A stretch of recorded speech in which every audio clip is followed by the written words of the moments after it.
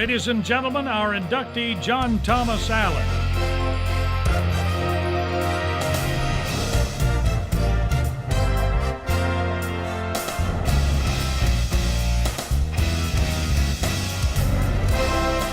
A 1952 graduate of Albertville High School, John Allen participated in football, basketball, and baseball. He excelled in baseball as an all-star in the Lions East-West game at Rickwood Field in Birmingham. Number 5 at the top, J.T. Allen, in the summer before his senior year at Albertville. Shortstop, 16 years old, 5'8", 135 pounds, bats and throws right. Allen put his higher education on hold while he entered the workforce and played independent baseball. Then it was off to the Navy, where he excelled in baseball and football. John served on the aircraft carrier Essex. Here are the pitchers on the Essex baseball team as they warm up on deck. John is the second from your left. In most of the write-ups, John always the team leader in pitching, batting, and fielding, a U.S. Navy All-Star. The sport of baseball was Allen's ticket to higher education at Snead State and Jacksonville State. Here is John at Snead College. At Jacksonville State, he was selected all-conference pitcher in 1960 and co-captain of the 61 Gamecocks. His Gamecock coach was Dirty Wedgeworth, a member of our Marshall County Sports Hall of Fame. Here is the Distinguished Athletic Award given to John Allen in 1990 by Jacksonville State University. Allen's first job out of college was as the athletic director of the Anniston City Recreation Board in 1962. The Anniston Board of Education hired him in 1964 to be the head baseball and assistant football coach. The Birmingham Post-Herald named his Anniston baseball squad state champions with a record of 15-1. After one season as the head coach, Allen headed to Guntersville with a state championship on his resume. Bill Oliver hired him as an assistant in football and head baseball coach for the Marshall County High School Wildcats. When Oliver left to become an assistant at Auburn University following the '65 season, Allen stayed on with the football coach Jack Hicks in 1966. In 1967, Marshall County Hall of Fame coach Billy Hugh Hudson started a new football program at Muscle Shoals and was looking for assistants. John Allen and another Marshall County Hall of Fame member, Gilmore Brennan, coached with Billy Hudson. Allen and Brennan then left Muscle Shoals to become head football coaches. Allen served as the Geraldine head football coach from 1969 to '75. Shown here are the award winners from his first year at Geraldine. On the first row, left to right, Ricky Galloway, Billy Cofield, and Wade Daniel. On the back row, left to right, assistant coach Jim Kirby. Later, he would become a head coach and go on to win a state championship at Valley Head. Standing on the back row in the middle is Bill Mitchell, MVP, and on the right is Coach Allen. A later Bulldog coaching staff. John is with coaches Jerry Wallace on the left and Larry Bailey on the right. He was twice named in 1971 and 1972 the DeKalb County Coach of the Year. He had a standout year in 1973 when he coached in both the Alabama All-Star football game and the Lions Club East-West All-Star baseball game. That same year, he served as a counselor at Lions Club Boys State. When he arrived at Geraldine, he took over a program that had won only once in 3 years, a 1-28-1 record. His Geraldine record was 28-29-3. Pisgah's new principal in 1975 was John Allen. 1 year later, he was back into coaching at a program that was still in its infancy, the Douglas Eagles. This is his first staff at Douglas in 1976. Coaches left to right, Bill Aaron. Today he serves as principal at Asbury High School. Second from the left is Gary Ledbetter. Today he coaches baseball at Snead College. Next is Coach Allen. On the right side is Kenneth Adams, and today he teaches in Georgia. The season before Allen arrived, Douglas was 0-10 with only 13 players remaining at the end of the season. His first team at Douglas went 6-3-1, had the best record in the first 7 years of Douglas football. Let's meet the 1976 Eagles. On the front row, left to right, Alan Johnson. Number 11, Chuck Dyer. Number 14, the coach's son, Marty Allen. Number 20, Lamar Whitten. Number 24, Pat O'Donnell. Number 30, Larry Ross. Number 12, Steve McCoy. By the way, this is the husband of our Hall of Fame board member, Donna McCoy. Steve, number 12. And on the right end, Ronald Lee. On the second row, left to right, Neil Ivey. Second is Alan Robertson. Third, Philip Pritchett. Fourth, Robert Hambrick. Fifth is Mike Oettinger. Sixth, Tim Frazier. And Danny Murray on the end. On the third row, left to right, Paul Bowden. Second is David Claiborne. Third is Bill Foshee. He's the manager of the Douglas Water Authority. Fourth is Chris Dyer. Fifth, Jeff Mosley. And sixth is Thomas Kinney. On the end, Kenneth McCoy. The top row, left to right, Mark Riedlinger is first. Tim Isbell is second. He's the principal at Claysville. Third is Mike Jarvis. Fourth, Joey Allen. Fifth, John Cornelius. Sixth, Jeff Kinney. And seventh is Donald Edmonds. A later Douglas football coaching staff, left to right, Keith Swisher. He's now employed with the Gunnersville school system. Rex Mitchell would later become the Douglas head coach, now retired. Third is Coach Allen, and the fourth from the left is Kenneth Adams. On the right is Gary Ledbetter. As we said earlier, Adams now teaches in Georgia, and Ledbetter is the baseball coach at Snead. The coach finished 5 years of coaching the Eagles with a 20-29-1 record before moving into administration for the remainder of his career. He served as an assistant principal at Douglas High School before becoming principal at Douglas Elementary. The family poses with the coach at his retirement party, retiring from coaching and administration, left to right. Son Marty, wife Eleanor, daughter Dina, daughter Jonna. Today, Allen continues to serve the educational community as an elected member of the Marshall County Board of Education. Here, the oath of office is administered by the probate judge, Tim Mitchell, as wife Eleanor holds the Bible. As coach is sworn in as a member of the Marshall County Board of Education. Ladies and gentlemen, our inductee, John Allen.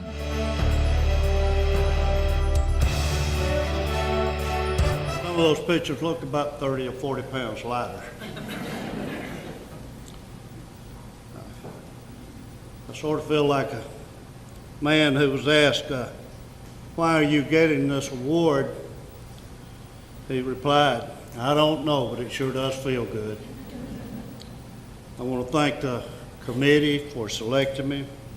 I want to thank Donna McCoy for nominating me and presenting an award tonight. And of course, it's already mentioned Donna is the wife of Steve McCoy, who's first quarterback at Douglas. I would like for you to know that I feel very humble and I'm very appreciative just to be considered for such an award as this. I consider it one of the greatest things that's ever happened in my life. So with all humbleness, I accept this award not for myself, but for all of those who made it possible.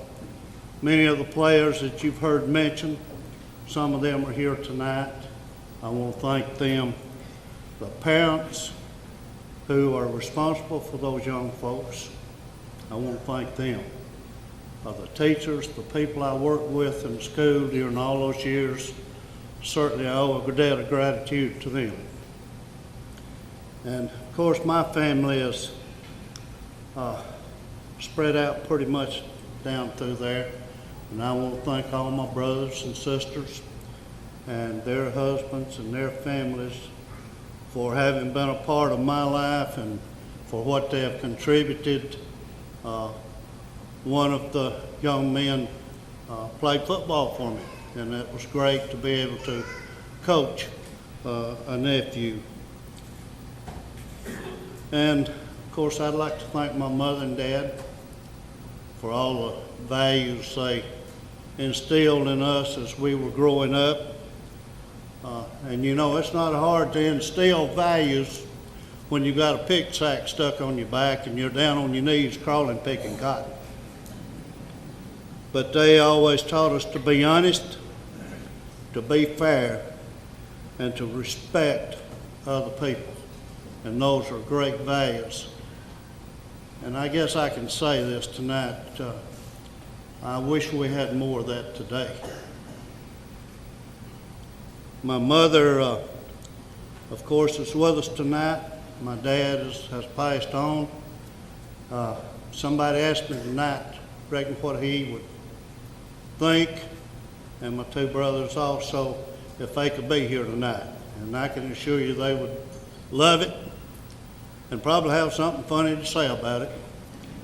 And I know they would be like I am, very appreciative just for the opportunity. But Mother is with us tonight. She's 88 years of age. Folks, I hope all of you have a mother like mine. She's, I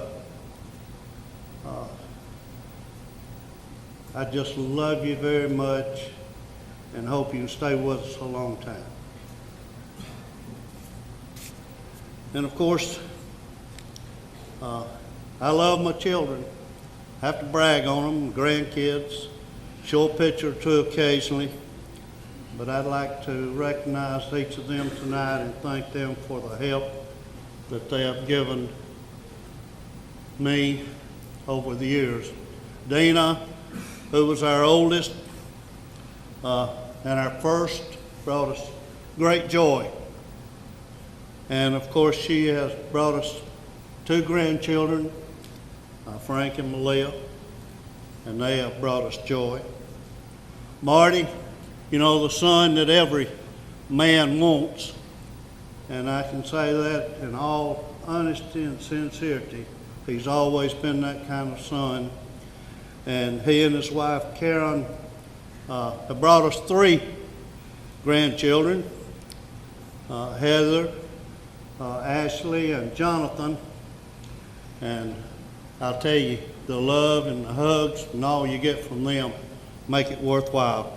And of course, Jonna came along much later in life, and she helped make her mother and I young again and put us back on the road at school and different activities and things. And so she and her husband Dale have brought us right now a 14-month-old grandson who I told earlier everybody in this room couldn't hem up.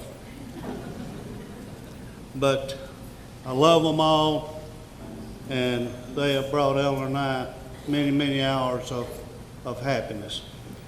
And of course, you know, the greatest thing that happened in my life was when I married my wife, Ella. She deserves all the credit for anything I've ever accomplished. She was the force behind, and she was the guiding light, and she was the one that helped us in making the right decisions and doing the kind of things that we should. Great mother, a wonderful confidant, and she always made the road ahead seem a little brighter. She only told me one time that she wouldn't go to a certain place with me to coach. So we worked things pretty good. You know, as I look back over the years behind, I've been a very, very fortunate person, very fortunate man in being surrounded by family and friends. And I was thinking as Bill was talking on the screen about the coaches and the people that have already been inducted in the Hall of Fame. In my years of coaching and working, I worked with, coached, was coached, or had some relationship with 21 of the 47 members. And I know that a lot of the good things that happened in my life were because of the things that they helped me to learn and the things they helped me to do. Let me leave you with this thought. I believe this very strongly, and it's something that I didn't pick up out of a book or anything. This is something that came along in my life and I grew to love to do. And I just wrote down a few words here. It says, a love for the game is great, but a love for the players is greater. Thank you very much.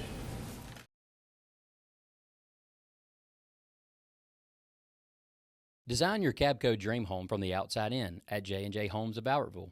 Crafted with care and engineered to last, your custom options are endless. Both J&J and Cabco builders are proud to be locally based, family-owned, and independently operated. Home ownership made easy. Come by to get their lowest price guarantee with several finance options available, including zero down options with land or approved credit. Cabco builders and J&J Homes of Albertville, your dream team for your dream home. Hey folks, Mark Brickey, Sand Mountain Toyota. There's a lot to consider when buying a truck. Towing capacity, cab space, gas mileage, resale value. When you're talking with your salesman, is he willing to sit behind the wheel of the same kind of truck he claims to stand behind? Here at Sand Mountain Toyota, we buy what we sell. Not only do we stand behind our trucks, we put our own money and trust in Toyota trucks, just like you. Come by and check out our huge selection of popular Toyota trucks. Sand Mountain Toyota, we're more than a dealership. Since 1952, Wilkes Tire and Battery Service has been the place to take your vehicle for service you can trust. Our family takes pride in carrying on the tradition of providing great service, working with integrity, and giving back to the community. For tires, batteries, auto services, and more, choose the people you can trust. With 10 locations to serve you, including Albertville and Gunnersville, at Wilkes Tire and Battery Service, we get you started and keep you going. Your local Foodland Market. Your store for everyday low prices and weekly specials with savings on every aisle and friendly customer service throughout the store. We sell only the best USDA inspected meats. Our trained meat cutters offer fresh cut meats to your specification. Our fruits and vegetables are always fresh, quality and variety you deserve every day. Your local Foodland Market, where savings plus service plus selection equals satisfaction. Foodland, your football tailgating headquarters.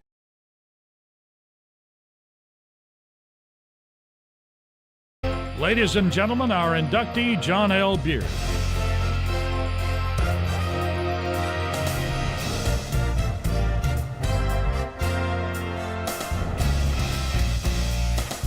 John L. Beard, Marshall County High School class of 1939, he played tight end on the football team. He and his brother Happy Beard were Wildcat teammates. John L. is number 22, the first player from the left on the line. His brother Happy is number 25, the first player from the left in the backfield. Now Happy was a tough, fast fullback, and he picked up the nickname Happy after the circus came to town with a sideshow featuring the fat lady with the name Happy. After that, the guys started calling Herman L. Beard Happy Beard. The photo is one of the earlier teams prior to John L.'s senior season of 38. As we look at this team, left to right on the front row, number 22, John L. Beard. Number 30 is J.D. Green, center, Lon Roberts.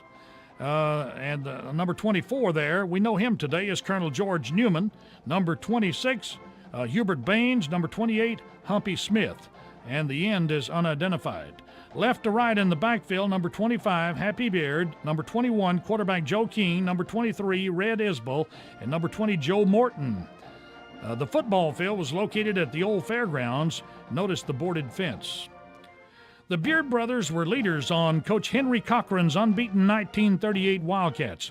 The team scored a total of 173 points while giving up 6 and is one of 2 Wildcat football teams to go unbeaten in the last 67 years. This was Coach Cochran as a player for the University of Alabama 1934 through 37. His first coaching job was at Gunnersville and for only 1 season, but what a season. John Beard is 22, Happy Beard 25.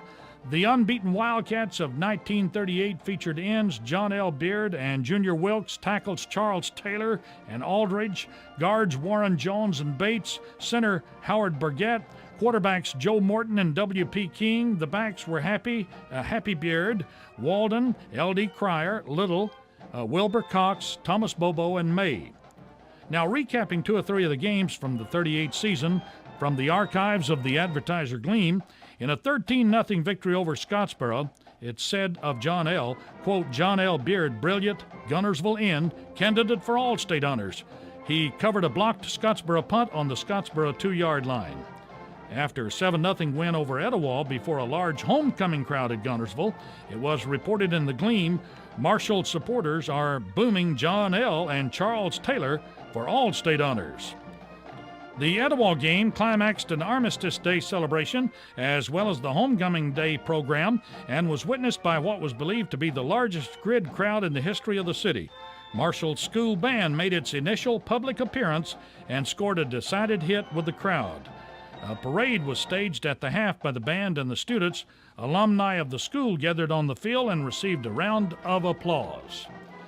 In a game at Civitan Field under the lights, the Marshall County High Wildcats defeated the Arab Devils 12-0. You didn't know that, did you? Yes, they were once the Arab Devils, according to the Gleam in 1938. The Wildcats defeated Altoona 38-0, and in that game, the mighty Wildcats held Altoona to 1 first down. All 5 brothers played football at MCHS, all 5 of the Beard brothers. Here is John L., second from the left. The 4 brothers with him are left to right, Buddy, a charter member of the Marshall County Sports Hall of Fame. Next is John, third is Guy, fourth is Happy, and fifth on the right side is Herschel. Now, Herschel is the father of Randy and Will, Gunnersville attorneys. Both were outstanding players for the Wildcats, with Randy earning a scholarship to Kentucky. On the far right, in this family scene, is Sis Virginia Sis Beard Roberts. She was one of the first stars in Lady Wildcat basketball. In the picture left to right, we have Happy, Herschel, Buddy, John L. Next is the father of the famous Beards, Ernest. Sixth from the left is Guy, and next is the mother, Sarah Elizabeth. Margie is next to her mother. Margie is the only surviving member of the Beards in this photo. Today, Margie Beard Farr lives in Alexander City, and with this footnote, she has a grandson that lives in the Birmingham area, set to carry on the Beard tradition. Taylor Farr, 6'6", 265-pounder, will enter the 2005 prep football season as a top recruit. He already has an offer from Vanderbilt. John L. was one of the key cagers for the Wildcats. This sketch of John L. was saved from the banquet or the pep rally during the basketball season in '38. John L. earned a football scholarship to play for the legendary coach Scrappy Moore and the Chattanooga Moccasins. His position coach, Farron Shoemaker, also coached basketball, counting Beard as one of his stars. The Chattanooga Times described Beard's football play as playing end. When he crashed, he would crash with all of his power. The Moccasins suffered only one loss in the 1941 season, that loss to Georgia Tech. In a basketball game against Howard, the newspaper said he continued his fighting aggressive basketball to become the star. He stole the ball, faked, dribbled, forced tie-ups, and made himself a nuisance in general. World War II would interfere with college life for John and thousands of others like him. 4 of the Beard brothers served in the military during World War II. John L. served in the Army Air Force, where he was a crack cager for the MacDill Air Force Base team. Before he headed off to the battles of World War II, John L. is pictured in the Tampa Morning Tribune with his teammates. John L. is the third person from the left side, or he's the second player there on the left. Sergeant Beard's outfit was in the European theater 29 months and made many important raids on Belgium, France, Holland, and Germany. John L. is on the front row left. How great it was! Brothers meeting in Belgium. A few hours break from the war. John L. on the left and his brother Buddy. Buddy was the one that played at Alabama back in the 1930s. Following the war, John returns to the University of Chattanooga and continues his education. Beard's leadership role was developed even more at Chattanooga, where he served as president of the Phi Delta Sigma fraternity. John is on the front row, third seat from the right. In 1947, Beard accepted a position as head football and basketball coach at Stevenson. Coach Beard on the right side with hat. Standing in front of him is number 21, Luther Smith. Years later in 1984, John L's son, Johnny Beard, would start his church ministry at Sardis Springs Baptist Church near Athens, Alabama, and one of the first people he met was Luther Smith, who told him about playing football for Coach John L. Beard. Also, John taught veterans vocational agriculture. The next year, in 1948, he married Dottie Holloway of Chattanooga. This is a picture of John and Dottie in 1952 while he was teaching at Crossville High School. John L., the football-basketball star, would be even better in politics, unbeaten. He ran for county office 4 times and never lost an election. His first victory was in 1954 as tax collector. He served a total of 24 years in public service as tax collector and probate judge. He was the first probate judge in Marshall County to serve as president of the Alabama Probate Judges Association.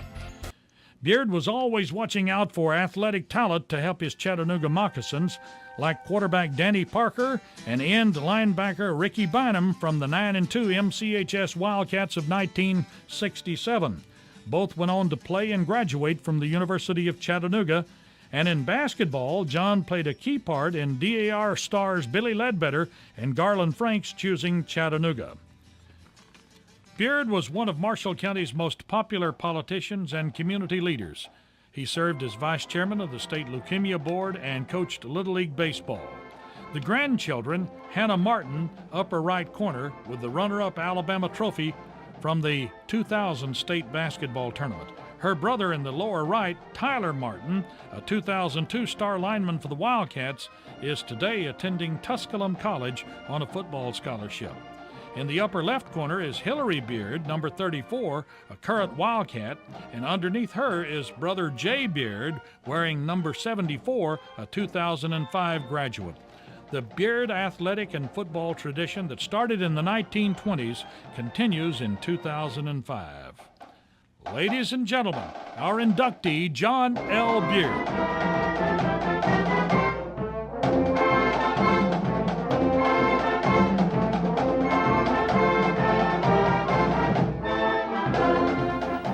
Thank y'all very much. On behalf of my family and I, we would like to take this opportunity to thank you for honoring the memory of my father, John L. Beard, by inducting him into the Marshall County Sports Hall of Fame. It is for us an honor to be included among the distinguished past and present inductees to this Hall of Fame. I regret that my mother did not live long enough to accept this award on my father's behalf, because she is the one who spent countless hours compiling a history of his life and submitting it to the Hall of Fame committee for its consideration. You are also honoring her for her efforts. She too would be so very proud. My father was what Tom Brokaw has called a part of the greatest generation. He was one of 7 children born to Sarah and Ernest Beard. As you saw on the video, there was Herschel, Buddy, Happy, Guy, Virginia, and Margie. For them, athletics was a respite from the cotton fields and the farm work of Georgia Mountain. While I was not around to see my father succeed on the field of athletics or to go to war in Europe, I was able to see him excel as a public servant and as a husband to my mother and as a father to my sister and I, who, by the way, my sister is in Africa this evening on a mission trip.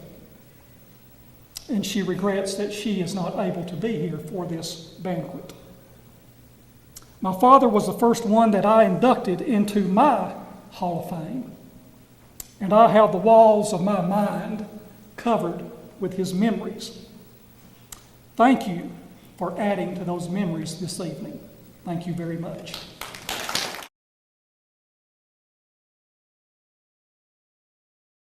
For over 50 years, the team of former Wildcats and lawyers at Beard and Beard have been proud supporters of the sports and academics of the Guntersville City Schools. We wish our local schools the best of luck and encourage fans to support their teams.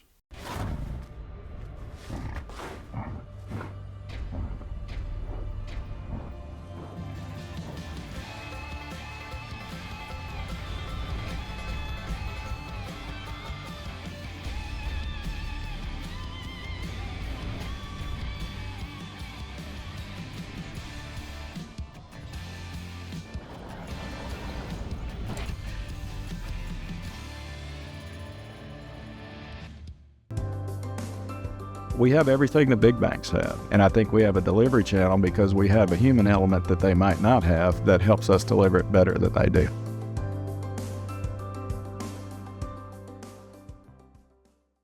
Since 1956 and through 3 generations, the C.A. Langford Company has provided crushed limestone, sand, asphalt, and more, from large commercial projects to small jobs and residential needs. For products and services information, call 582-5723 or visit their informative website, calangford.company. You know Ace is the place, and your Lake Guntersville Ace Hardware, locally owned and operated by Penny and Tony Walker, is the place to find virtually anything to repair, maintain, and enhance your home. Their knowledgeable and helpful staff is always happy to assist, whether it's for home, lawn and garden, or grilling. If you're ready for next level grilling, check these name brands, including the latest models from RecTech, along with a vast selection of accessories for the ultimate outdoor experience. Ace is the place with the helpful hardware, folks. If you're looking for rental property, call on Bonds Rentals. Visit bondsrealestate.com to search their extensive list of available properties. For more info, give them a call at 256-582-0203 or stop by their office at 1413 Gunner Avenue in Guntersville. Bonds Rentals, another proud sponsor of this Community Channel broadcast.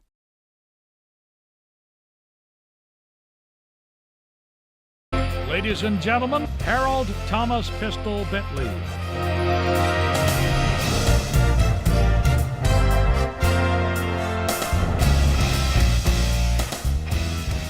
Harold Thomas Pistol Bentley, 55, started playing varsity football as an Arab 8th grader for Marshall County Hall of Fame coach Beeman Lyon. Young Harold followed in the footsteps of his older brother, Wendell Shotgun Bentley. According to Coach Lyon, Wendell was so fast off the line, he looks like you shot him out of a shotgun. When the coaches saw Harold, they said, "Well, here comes Shotgun's little brother. He must be a pistol." Coach Lyon retired after the 1949 season, and Coach Tom Meharg coached Bentley his senior season in 1950.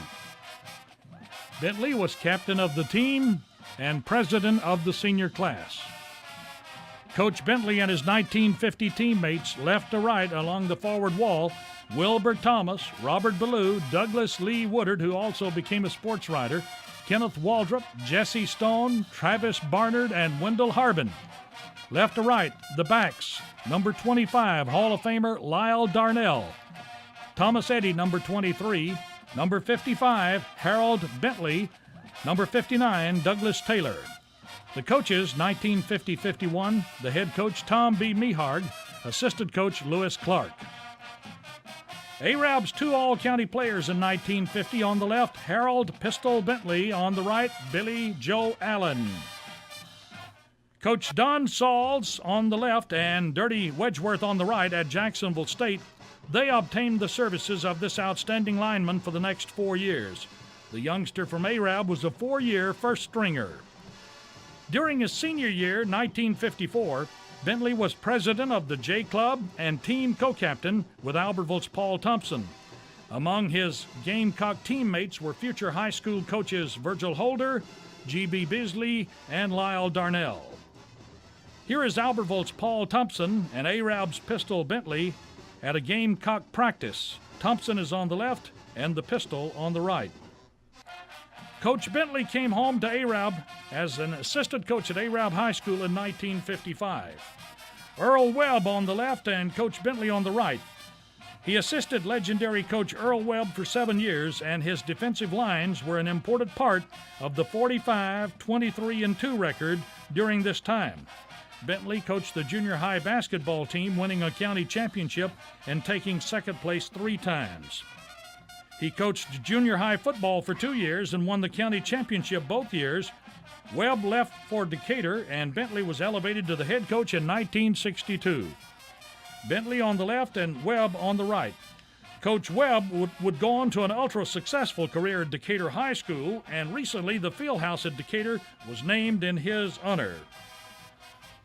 His first year as head coach, Bentley brought in 2 assistants, Coach Frank Kemp Kneeling on the left and Coach James Howard on the right. Bentley was named Birmingham Post-Herald Coach of the Week after his team snapped defending state champion Coleman's 16-game win streak with a 9-6 victory. That was September 27, 1963. The award was signed by Bill Lumpkin, Post-Herald sports editor. During this time, look who the band director was, young Wayne Washam. Wayne and Coach had become acquainted in the 1950s when they were both students at Jacksonville State University. This longtime Arab High School band director said, most important was Harold's love of all students and the positive effect he had on their lives. Bentley ended 10 years of varsity coaching. His head coaching record was 12, 14, and 2. Bentley taught 1 year at Grassy. He coached football and basketball at Arab Junior High from 1966 until 1972. His record at the junior high as football coach was 48-8 over that 7-year period, with the last 2 years undefeated. This guy, he had a love for coaching. 1970 Arab Junior Varsity Basketball Team, Marshall County champs. On the front row, left to right, number 11, Jerry Ivey. Number 23, Ricky Holmes. Coach Bentley. Number 35, Terry Jordan. Number 25, Terry Gobbler Robinson. On the back row, left to right, number 21, Bruce Smalley. Number 45, Nicky James. Number 15, Bobby Casey. Number 33, Ricky Hess. Number 41, Mike Kemp. Number 31, Oliver Taylor. Number 35, Phil Hudson. And number 43, Steve Slaughter. The coach retired from teaching in 1972 and entered the construction business with his son-in-law, Gary Beam. Old 55 had a great love for horses, and he worked to have the best in the world. His first number was 55, and he wore it all the way through high school. He also wore it in college, too, number 55. And each time one of his horses won a championship, the rider had number 55 on his back. In 1975, his racking horse, Bentley's Ace, won the world's grand championship with the number 55. Here he comes out of the crowd, throwing his coat in the air and shouting with glee, "World champion!" Bentley was a past president of both the North Alabama Racking Horse Association and Shelbyville Classic Horse Show. When Bentley suffered a near-fatal heart attack a few years back, the number 55 appeared again. As he was being carried into his hospital room, he looked up and saw the room number 55. He told his wife, "Mama, we're going to be all right." He survived the attack and surgery, living many more years until passing away in August of 2003. He served as an Arab City Councilman and Arab Recreation Department coach. When he was elected a city commissioner, the Arab Tribune said, "Voters handily selected Harold Coach Bentley to serve on the commission." Bentley, who won his first bid for public office, winning without a runoff. With a 4-man race, he said, "I just don't see how it was possible. I had a lot of friends out there, and I'll do my best not to let anybody down." What a way to end your coaching career. Coaching your grandson. Coach Bentley's last team to coach. He coached an Arab Park and Recreation 9- and 10-year-old basketball team to an undefeated season in 1985. The team members left to right, number 25, Chris Corrin. Number 40, Bentley's grandson, Stacy Beam. Number 41, Russell Wright. With the basketball, David Jones. Number 42, Jimmy Yarbrough. And number 51, Kevin Eccles. Ladies and gentlemen, our inductee in the class of 2005 that brings to 55 the Marshall County Sports Hall of Fame. Although he could be any number below 55, it is only appropriate that Coach be the 55th inductee. Our inductee, old number 55, Coach Harold Pistol Bentley.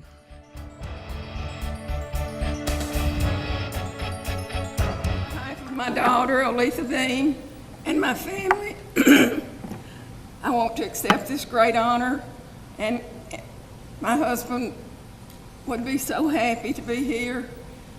It's so unfortunate that he didn't live to get to see this night, but my family is here to celebrate his life, and that's what I want them to do by standing.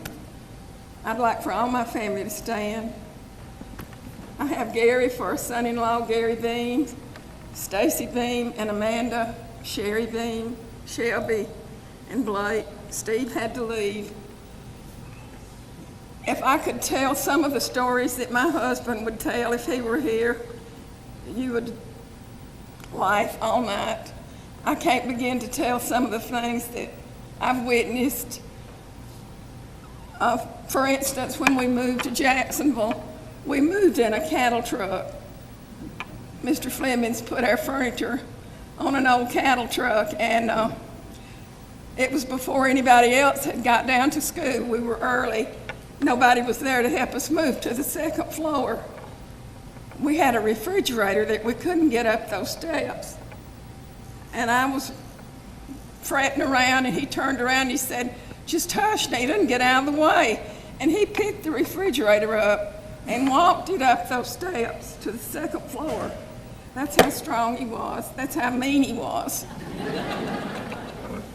When he was in the 8th grade, he went out for football for Coach Lyons. He knew he probably didn't have a chance because it was Coach Lyons' winning team that went on to win the only winning Arab football team, I think. Anyway, Harold went down to the old auditorium, and they had the old football shoes piled in a pile. And he said, Coach Lyons started picking them up and throwing them. He threw all of the good ones away, and there was one old pair left.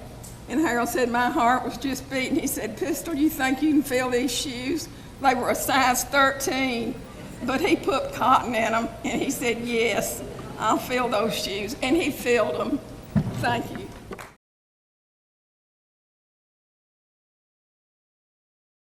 You'll like banking at People's Independent Bank and PIB Mortgage. Here, you'll receive a high level of personal service, a full array of accounts and services, a variety of mortgage loans, local loan decisions, and you will see active corporate citizenship throughout our footprint. Step up to true community banking at People's Independent Bank. www.pibonline.com. Member FDIC, Equal Housing Lender. NMLS number 466340.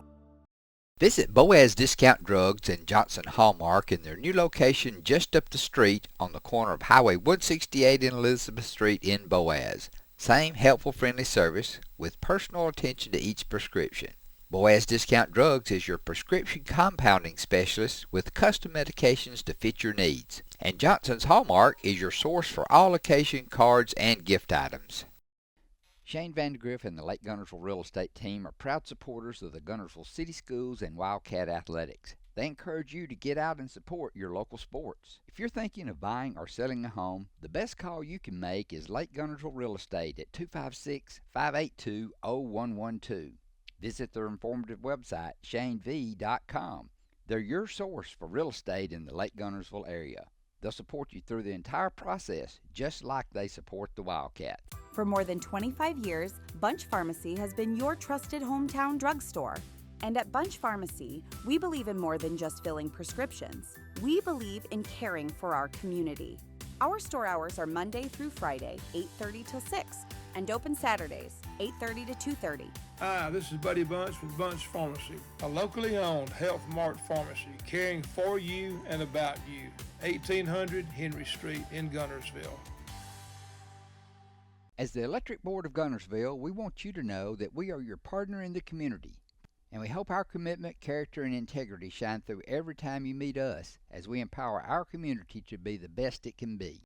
As the city of Gunnersville continues to grow and prosper, your Gunnersville Water Board keeps pace. For more information on the Gunnersville Water Board, including fast and easy online bill payment, visit their informative website, gvillewater.com.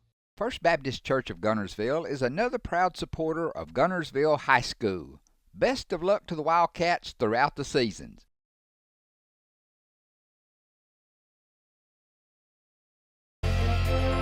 Ladies and gentlemen, our inductee, Jimmy Keller.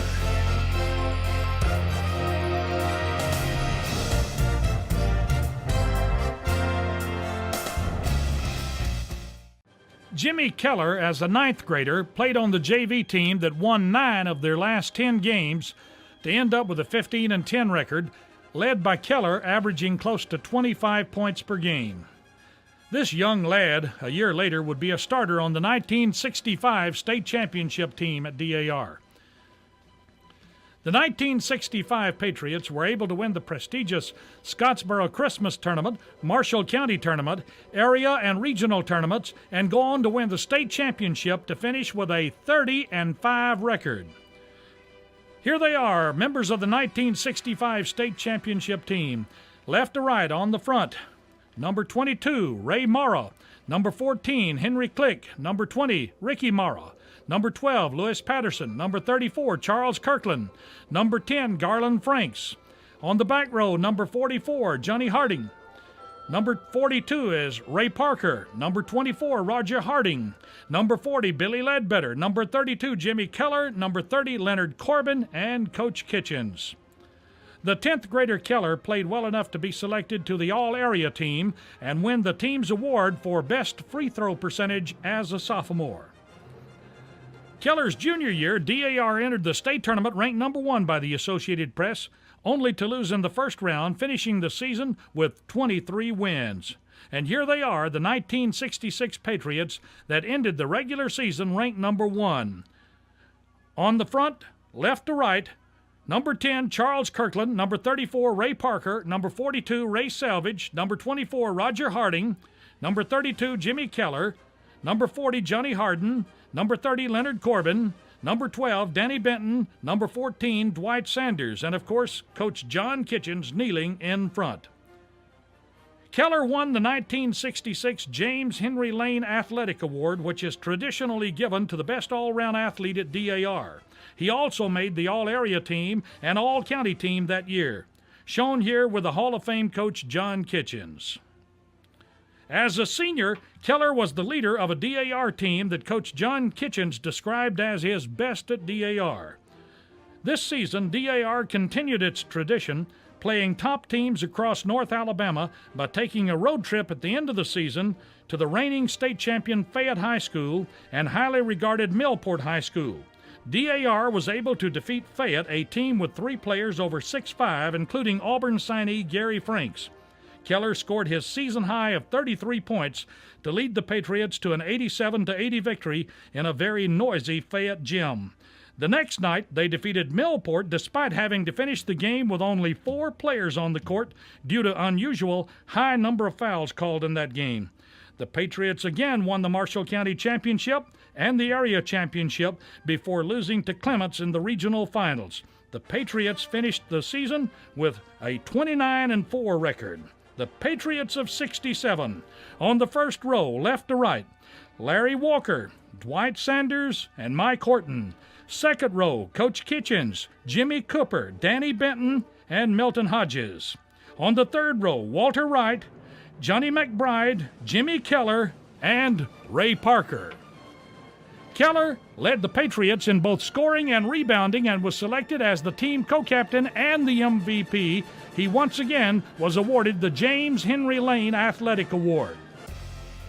He also was selected to the All-County team, All-Area team, the Birmingham Post-Herald All-State team, and was selected by the coaches in Region 8 to represent this region in the 1A, 2A All-Star game at the University of Alabama. At the first practice of the summer in the 1A, 2A All-Star Classic, Keller was injured, broken nose, but he was able to continue to participate with the use of a protective guard for his nose. As the game was about to start, Keller was informed by the officials that the protective guard would not be allowed. He was forced to sit out until another protective guard was located just before halftime. And upon entering the game, Keller was instrumental in helping the North team come from behind and defeat the South All-Stars. Keller played well enough during his senior season to receive scholarship offers, including one to Birmingham Southern. He chose to play at Northeast State Junior College to stay near his family and friends. In his freshman year, His team won 18 games, lost 6, and finished as the #1 junior college defensive team in the nation. Keller was able to set a record for field goal percentage for the season at just under 60%. Keller is wearing number 30. He's over on the right side. During his sophomore season, his team finished second in the Alabama Junior College Tournament, losing in the finals by 1 point. Keller was selected to the Alabama Junior College All-State team and was voted to the Northern Division All-Conference team. He led the Mustangs in both scoring, rebounding, and was voted the team's MVP and co-captain. The team finished the season with 20 wins against 9 losses. Left to right, Coach Bill Elder, number 12, co-captain Boyd Steele, and number 30, co-captain Jimmy Keller. Keller also had success as a student at Northeast. He was selected freshman class favorite, sophomore class favorite, and was also selected who's who among American junior colleges in his sophomore year. Keller chose to discontinue his playing career after Northeast State because of a recurring ankle injury. Keller continued his education at Jacksonville State University. After graduation, he coached basketball in DeKalb County at Sylvania High School for 2 years before returning home to accept a teaching job over at Claysville Junior High. And during his 23 years at Claysville, he worked with the athletic program from time to time as a teacher, coach, and athletic director. Jimmy Keller has been one of Grant's most community-oriented citizens. He has served 8 years on the town council with responsibility for the recreation facilities and youth programs. Jimmy Keller, one of the good guys, a true patriot. In 1996, Jimmy Keller retired as principal of Claysville Junior High School, and today he serves as a full-time granddad. Ladies and gentlemen, our inductee, Jimmy Keller.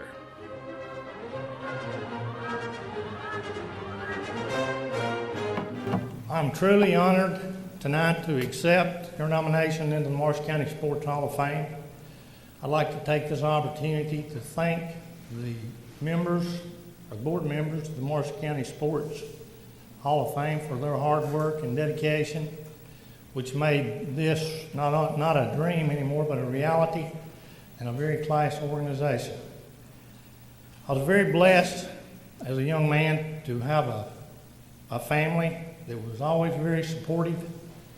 They encouraged me by their actions as much as by their words to participate in athletics and become involved in civic organizations. I can remember my father was very instrumental in helping to bring youth baseball to our area in Grant. I think it was in 1960. He came from the school that the best way to keep a fellow out of trouble was keep him busy. And my mother, she always made sure that everything was prepared just right for pregame meals and uniforms. And I was in high school before I realized that the socks and the shirt and things that I wore to the ball game didn't have anything to do with whether or not we won or lost. She always made it a point to have the same ones for me, and so I had a few superstitions to start with. You know, as most of y'all do, that individuals receive honors and recognition, but a whole lot of what individuals are able to accomplish is based on their teammates and their coaches and the people that surround them. I was blessed at DAR to be preceded by some great athletes that got tradition started. You had a lot of pressure up there to win because of what the players had done in the 50s and 60s, and before me and my teammates arrived on the scene. I was also very lucky to play with some outstanding players. And I don't think you could have had better fans than we had during my tenure at DAR. Anytime we played anywhere, whether it was at Fayette or Millport or Grant or Gunnersville, we usually had a large crowd that followed us. And it's kind of hard to quit on those folks and not give it your all when they're hooping and hollering for you in the stands. I was a 7th grader when Coach Kitchens came to DAR, and I think while I was there, he either directly coached or indirectly coached every team that I played on. He and I have talked on several occasions about how basic our offense, defense, press offense, all those things were, and yet we were able to win. what Coach Kitchens stressed was execution and conditioning. I don't think we ever played against anybody that was in better condition than we were, or anybody that was more confident that they were going to win than we were. A lot of people question why I accepted a scholarship at a junior college that was just getting its basketball off the ground. I think it had a team for 2 years when I went to Northeast State. The school wasn't much older than that. But you know, like the tape said, I was at that time I wanted to stay close to home and have a lot of friends around. But in the end, what I found at Northeast State was probably the only person that could have put up with me for 30-something years. I saw this little skinny, short-haired girl there that became my wife, and we dated for a couple of years after we met, and we're married, had 3 beautiful children, and over the years she has made a lot of sacrifices for me as well as my kids. My kids, when I was on the city council and working as youth director and coach and all, they got where they wouldn't go to the ball field with me because they got tired of watering grass and mowing grass and picking up paper and all those type of things. And my wife was very understanding with me over mowing a ball field with the grass in our front yard maybe knee high. So I've been blessed, and I'd like to take this opportunity to thank my family for the sacrifices that they've made. I'd also especially like to thank Coach Kitchens for him making my years at DAR and my years in athletics a success and a great pleasure. Thank you. I'm very happy to accept nomination in the Marshall County Sports Hall of Fame.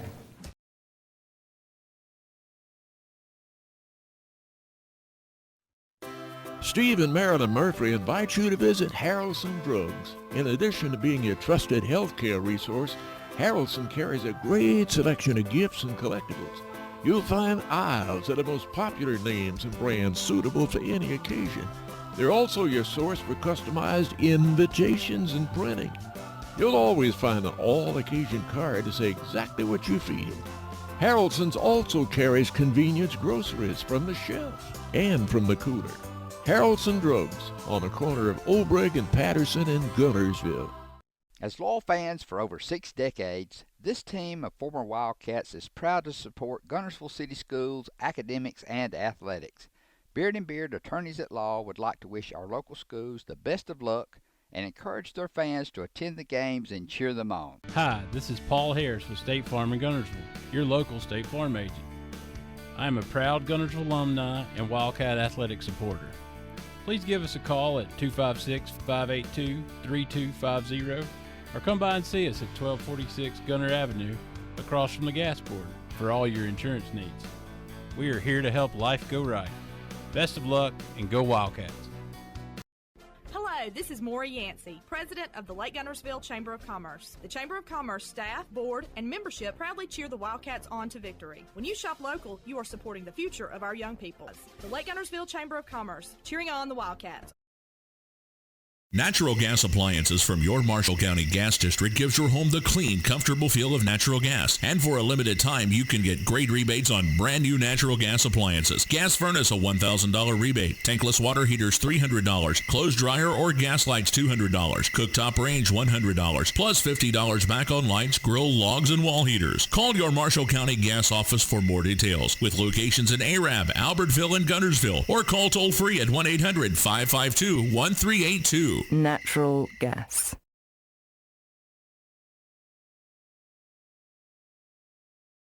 Ladies and gentlemen, our inductee, James Howard Tom Maddox, Jr.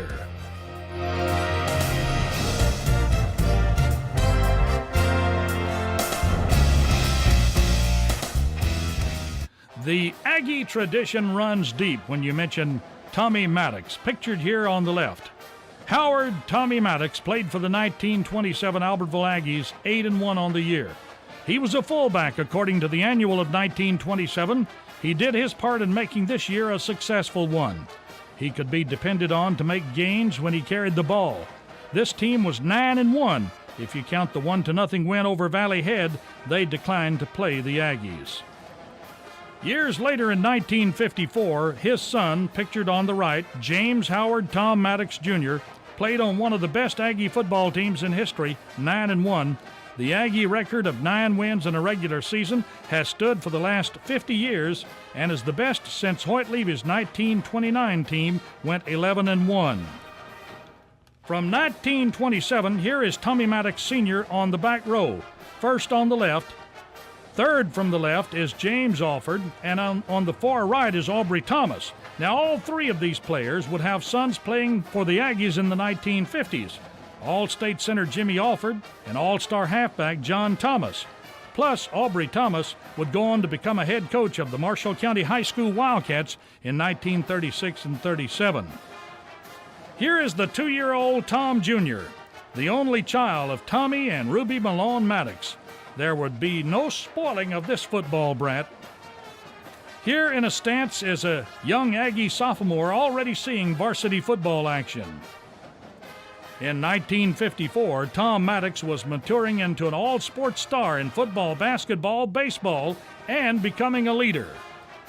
In the season of 1955, Marshall County Hall of Fame member Ralph Reed on the left and Frank Alford on the right were the co-head coaches of this outstanding squad. Tom Maddox Jr., number 64, his 1955 Aggie football honors were captain, all-county, and all-state. Number 74, Captain Jimmy Bartlett. Jimmy would go on to have a great career at the University of Chattanooga. As a senior, this Aggie was on the field all the time, center on offense, linebacker on defense. Pre-game parade, just a few of the hundreds of cars that paraded Albertville and Guntersville yesterday morning before the annual Albertville-Guntersville Thanksgiving Day football game. This line of cars, they're from Albertville. Here are 10 of the 14 all-Marshall County football players that were named to the all-county football squad at a big Thanksgiving Day dance that was held in the Albertville National Guard Armory Thursday night. Pictured are, kneeling from left to right, Buddy Wood of Guntersville, M.G. Hodges Guntersville, Tom Mosley Guntersville, Tommy Maddox Albertville, and Jimmy Brentley of Boaz. Standing left to right, Donald Fuel of Guntersville, Donald Kennedy Albertville, Jimmy Bartlett Albertville, Roger Martin, and Jimmy Rowan of Boaz. Others named to the team but not pictured: Danny Snow of Guntersville, Donald Wright, Marvin Whisenant, and W.L. Wooten, all of Arab. The stars pictured Albertville High's outstanding basketball team. They are, from left to right, number 11, Hoyt Orr, number 16, Eugene Kleins, number 13, Gerald Smith, number 12, Johnny Starnes, number 20, Bruce Wright, number 15, Tommy Maddox, number 14, Randy Fawcett, and number 10, Bobby Roebuck. The team was under the coaching of Mr. Frank Alford and was managed by Bobby Hayes. Maddox not only played all sports, but he excelled in all, like pitching baseball. His high school basketball skills were good enough to earn Maddox a scholarship offer from Birmingham Southern. His life without football and basketball started with enrollment as a freshman at the University of Alabama. Maddox was missing football, and his former Aggie teammate Jimmy Bartlett, a member of the Chattanooga team, encouraged him to try out with the Moccasins. He quickly earned a scholarship, but it would be Jacksonville coaches Don Sauls and Dirty Wedgeworth that benefited from his outstanding offensive-defensive play. Tom was a 3-year starter and a letterman at Jacksonville State in 1959, 60, and 61. The spring of 59, Maddox won the Most Valuable Lineman Award, and for the next 3 years, the Lineman Awards belonged to him. Ken Monk, Collegian sports editor, wrote that Tom Maddox was one of the toughest linemen that the Gamecock team has produced in a number of years. He is a 210-pound hard-nosed center who is captain of the 1961 team. One of his best games was against Carson Newman in 1960. In that spectacular game, he alone made 19 tremendous tackles, was in on numerous others.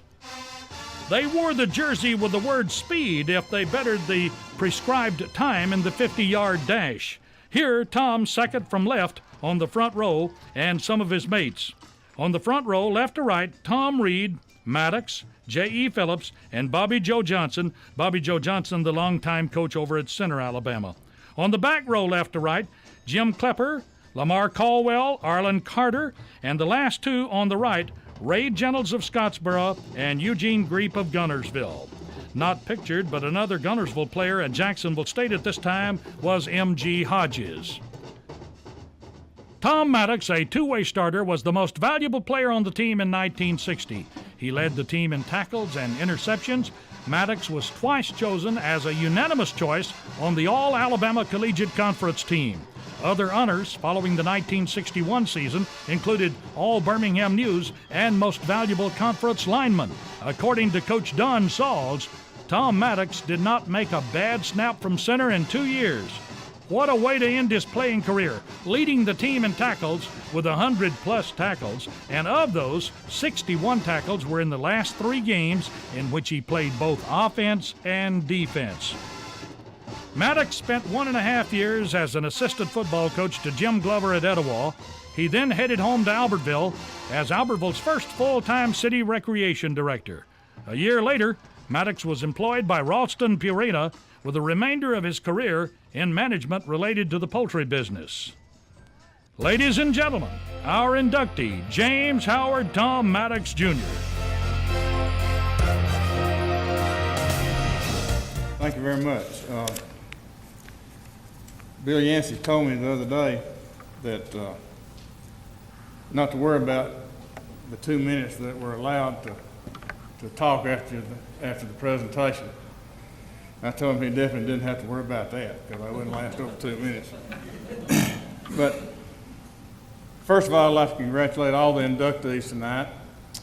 I'd like to thank the board for nominating me. I'd like to thank Pat Currington for submitting my name for consideration.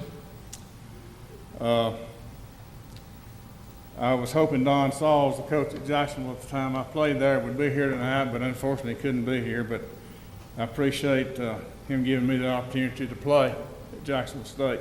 It was a very rewarding experience. I'd like to give a special thanks to my wife, Iva Jo, Susan and David Towers, and Thomas and Susie for being here tonight. Also, a special thanks for all my friends and other relatives that are here, and particularly all my grandchildren, Kelly, Rebecca, Jim and Emma, Mackenzie and Parker. You know, the greatest thing in the world to me is my family, and I just appreciate the opportunity to be in here tonight. I'm very humbled by this experience, and again, thank you very much.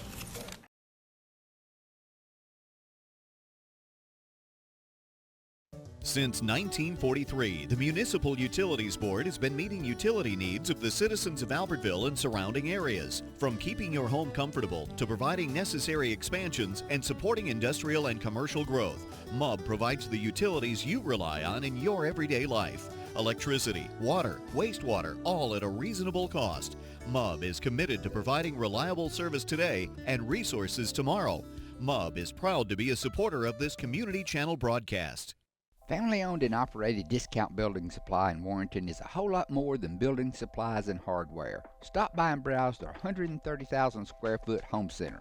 You'll find popular smoker grills with supplies and seasonings, family outing and tailgate supplies, Yeti coolers, outdoor and hunting apparel, landscape management supplies, boathouse products, and everything to beautify your outdoor living space. Discount Building Supply and Home Center. 3 generations of the Walker family proudly serving your family. Save big, sell bigger. Now list your home for 2% with RE/MAX Gunnersville and RE/MAX Heritage in Arab as they've embraced the new changes in real estate. Call the number on the screen to talk with an agent to find out how you can now keep more of what's yours by listing your home for 2%. Discover the difference with RE/MAX, one of the most trusted names in real estate, where you know you're always getting quality service. Make that call today to start your 2% listing where you'll keep more of what's yours and save big, sell bigger. People's Bank is my go-to place for banking. When you deal with People's, their goal is your success. Here at People's Bank, it's more about a relationship. I know my bankers, and I've got their cell numbers. I just call them. If we had been with a larger bank, we would have just been a number. We're supported 100% by People's Bank. They're our neighbor, they're our friends. We're part of this community. I went to People's Bank because I knew they were going to take care of me. People's Bank treat us like we're the most important client they have. First Baptist Church of Gunnersville is another proud supporter of Gunnersville High School. Best of luck to the Wildcats throughout the seasons.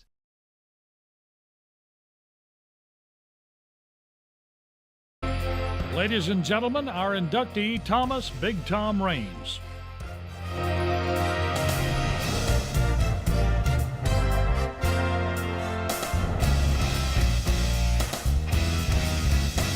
The only Albertville basketball player to date to make an Alabama All-State Tournament team. Tom Raines led the 1960 Aggies to a 30-win season and a number 3 finish in Alabama Class 2A. Here is the 1960 All-State Tournament team. And Raines from Albertville is on the front row, the second player from the right side. Others on the front row, left to right, Buster Sullivan of Tuscaloosa County, Tommy Lewis of Eufaula. Third is Raines of Albertville, and on the right is Don Sudeth of Murphy. On the back row, left to right, Clark Bowler, the MVP of Tuscaloosa County. Next is J.L. Bellamy of Emma Sanson. And the fellow on the back row with a sweater on, that's John Blackwell of Scottsboro. John went on to play at Auburn and today serves on the Auburn Board of Trustees. On the far right is James Booth of Eufaula, and not shown are Holland Floyd of Scottsboro and Reese Carr of Lee. Even as a 10th grader, a newspaper account of young Tom said he has the potentiality of becoming one of the greatest cage stars who has ever played for the Aggies. Even today, 45 years later, he is still the most honored Aggie basketball star. Thomas Raines received the trophy for being the most valuable or the most outstanding player during the Marshall County Tournament. Ray McClendon makes the presentation while Mr. Couch, the Albertville principal, looks on. Marshall County Sports Hall of Fame coach Shannon Sloan coached the 6'2", 190-pound center to many honors. In 1960, Raines was named the Birmingham News second-team All-State and most valuable player in Marshall County. In 2000, the Gadsden Times named Raines to the All-Century basketball team of North Alabama. During 3 varsity years, Raines was named to numerous all-tournament teams as well as receiving letters in basketball, track, baseball, and football. And here they are, the winningest Aggie basketballers in history, 30-6. All 5 starters average in double figures. On the front row, left to right, Mickey Moore, Jim Drain, Sherman South, Johnny Denham.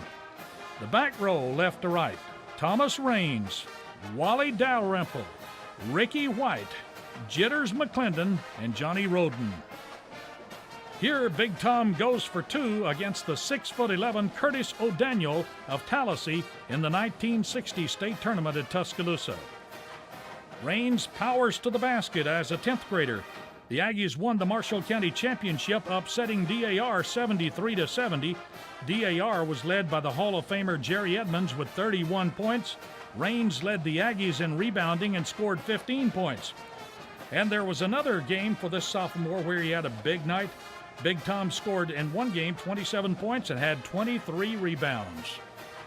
His teammates that season, Bill Woodham, James Crawford, Larry Brown, Hoyt Orr, Charlie Pell, Earl Snyder, Ricky White, Paul Brothers, Jerry McClendon, and Lynn Cofield. In the 1958 district tournament, sophomore Raines in 3 games totaled 66 points and 53 rebounds, and he made 22 of 24 free throws. Returning with Raines for his junior year were Billy Woodham, Ricky White, Jitters McClendon, Larry Brown, and Charlie Pell. Joining them, Jimmy Drain, Mickey Moore, Bobby Wright, and Football Hall of Famer Gilmore Brannon. Albertville's outstanding center Tom Raines, 21, he goes high above everybody to register 2 points for the Aggies in their win over Gunnersville. Albertville's Ricky White watches the action, as does Gunnersville's Jimmy Posey, number 10, and Gordon Cowan, number 5. By his senior year, Tom had been involved with all Aggie sports, basketball, baseball, track, and football. Although he played for only 1 year of football under coaches Bobby Golden and Coach Boy Stone, he was a key receiver for the Aggies, wearing number 80, Big Tom. At the end of Big Tom's senior basketball season, Here is Raines shown presenting Mr. Couch, the Albertville principal, with the trophies won by the Aggies during the past season. Auburn basketball coach Joel Eves signed Raines to a full grant and aid. However, he never attended Auburn. Raines chose to play at Florence State College from 1960 to 64 on a full scholarship, graduating in 1964. While at Florence, he earned all-conference for varsity freshman and was the leading free throw shooter for 2 seasons. In his sophomore season, the Lions won the conference title and played in the national NAIA tournament in Kansas City, Missouri. At the time, Thomas Raines was one of only a few Lion players to ever earn a varsity letter for 4 years and to be a regular starter for 3 years. He was named All-Alabama Collegiate Conference for 2 years, 1961-1963. After college, Raines coached for 2 years at Douglas High School. He took his first team at Douglas to the state tournament and coached the state's 2A Most Valuable Player, Marshall County Sports Hall of Fame member Wayne Wigley. The coach with his Douglas State Tournament team, the winners of 22 games. The Eagles pulled off the biggest upset of the year to get to Tuscaloosa in the region championship, knocking off Curry with a record of 24-2. And down at Tuscaloosa, the Douglas Eagles were matched with powerful Priceville, the favorite for the state championship. After a slow start in that game, the Eagles trailed by a wide margin. After the first quarter, the boys played superb ball, but the early deficit proved to be too much, and the Eagles went down 66-57 to finish off an excellent 22-11 season. Coach Tom Raines inside the V, standing with his players. At the top of the V, on the left, wearing number 45, Gary Duke. Now as we move down, in front of Duke is Darrell Gamble. Number 41 is Kenneth Wilson. Number 23, Kenneth Adams. In front is number 35, Larry Ivy. As we move up the right side, number 21, Tommy Roberts, followed by number 31, Joe Teal. Number 15, Hall of Famer Wayne Wigley, the MVP of Alabama. Behind Wigley is Dwight Shirley, and the final player, number 43, Lynn Mullinax.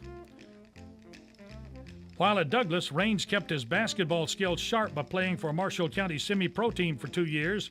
He played twice on teams that played against the Harlem Globetrotters. Big Tom Raines, with a major in mathematics and science, worked in the aerospace industry for 20 years and is now self-employed in Pulaski, Tennessee, where he is an active member of the community and his church. Ladies and gentlemen, our inductee, Thomas Big Tom Raines. Thought it'd be taller than this, didn't you? They make them a lot bigger today than they did back then, at least for ball players. I'd like to thank the Marshall County Hall of Fame Committee and the founders for their vision to preserve the history of sports in Marshall County. History always looks to the past to determine a legacy that might be worth noting. Most of the time, we don't realize the significance of what we do in the present that may be later thought of as being a historical event. Former Secretary of State Colin Powell says in his lessons on leadership that endeavors succeed or fail because of the people involved. And I was fortunate to have a lot of people around me in my earlier years that helped me to become what I've been chosen to represent today. And I'd like to mention a few of these. First, of course, is my parents. I'd like to dedicate tonight in the memory of my parents. They provided a stable home environment and encouragement in seeing that I did well in school. To them, academics was first and sports was second. And also my high school coach, Shannon Sloan, y'all have seen and know about him being not only a member of this Hall of Fame, but also of Alabama Hall of Fame. He came to Albertville when I was in the 8th grade. And the community was excited about his resume as a player. At that time, I'm not sure he had coached any at all, but at least he looked like a basketball coach. And if you know what he looks like, he's a pretty tall person, and he had been one of the high-scoring centers in the nation in small colleges. Anyway, he took an interest in me early on in the PE classes, and he became my mentor in playing the post position in basketball. And if he was a basketball player, it wasn't an option to be on the track team. That's the only reason I was on the track team, because he made us. Also, my high school principal, late M.G. Couch, he came from Scottsboro, and you know what kind of a basketball school that is. And so he was behind us in our sports, and also he was a great disciplinarian, and he also supported academics. My fellow basketball teammates, you know, basketball is a team sport, and we had a very good team that we were all friends with each other, and we had the rapport that you hear about the Alabama teams, how they revered Coach Bear Bryant and how the team came together under him. That's the kind of situation we had during those 3 years that I played. At Albertville, our desire was to do our best and hopefully to win, not how good we looked individually. For example, as it stated earlier, all 5 of us my senior year averaged in the double digits. We weren't selfish. Also, the citizens of Albertville, until Coach Sloan came, most people in Albertville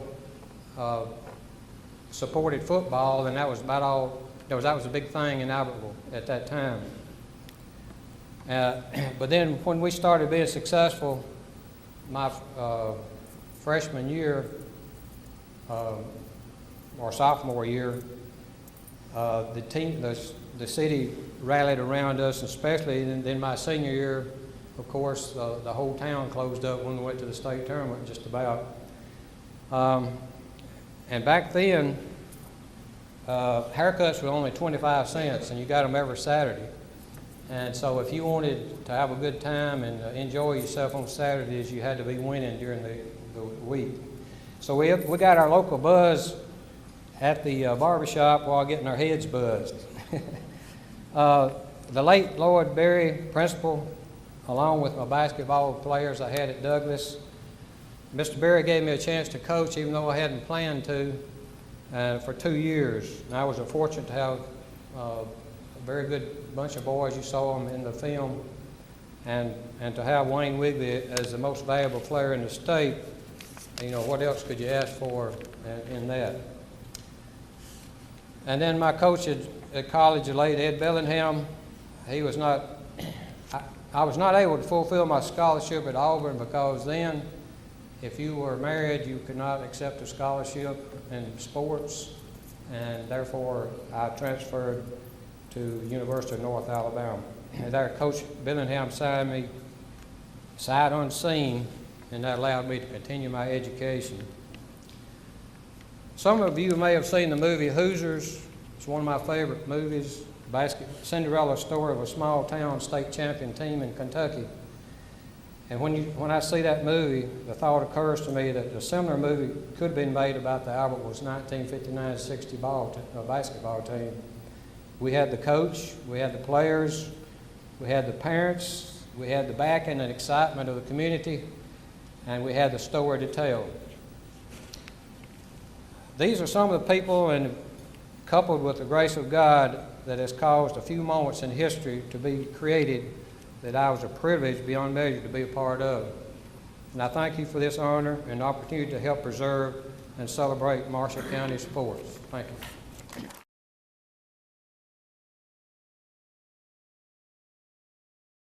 At Piggly Wiggly, we work hard to deliver the very best to you and your family. You get the best of both worlds, great quality meats and a super low price. You'll always find low prices throughout Piggly Wiggly. At the Carpet Store, Highway 431 in Albertville, we're more than just our name. Sure, we're carpet, but we're so much more. We're ceramic floors, showers, backsplashes. We're hardwood, laminate, and luxury vinyl tile. We're installation supplies, vinyl flooring, and remnants. Why not visit our beautiful showroom and let our professional sales staff show you all the things we are? The Carpet Store, Mosley Flooring, Highway 431 in Albertville, where we're so much more than just our name. If your parents and grandparents owned a Ford, odds are they bought theirs at Alexander Ford in Boaz. For over 50 years, Alexander Ford has been known as the Ford store in North Alabama. With some of the same faces you've grown to know and trust, we celebrate our past and are excited about our future. We still do business like we always have without hidden fees and high pressure. You can put your trust in us, just like your parents and grandparents did. Alexander Ford, your family Ford store. Visit Boaz Discount Drugs and Johnson Hallmark in their new location just up the street on the corner of Highway 168 and Elizabeth Street in Boaz. Same helpful, friendly service with personal attention to each prescription. Boaz Discount Drugs is your prescription compounding specialist with custom medications to fit your needs. And Johnson's Hallmark is your source for all occasion cards and gift items.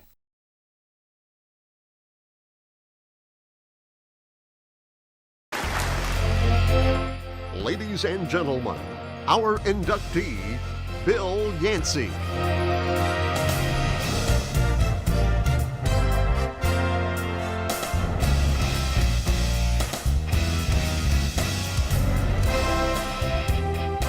Welcome back to Road Trip. You know, if you're driving around on a Friday night in the fall, you can't turn on your car radio without coming across a high school football game. Now, in Marshall County, those Friday night airwaves have belonged to one voice for over 30 years.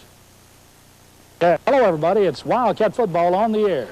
This is Bill Yancey along with Bill Moore and Wesley Brock as we get ready to bring you Wildcat Football. Go for the first down. It's Danny Parker, the quarterback. Here's the gift. For 33 seasons, that's the way Guntersville Wildcat football broadcasts have started. He's going all the way for a touchdown.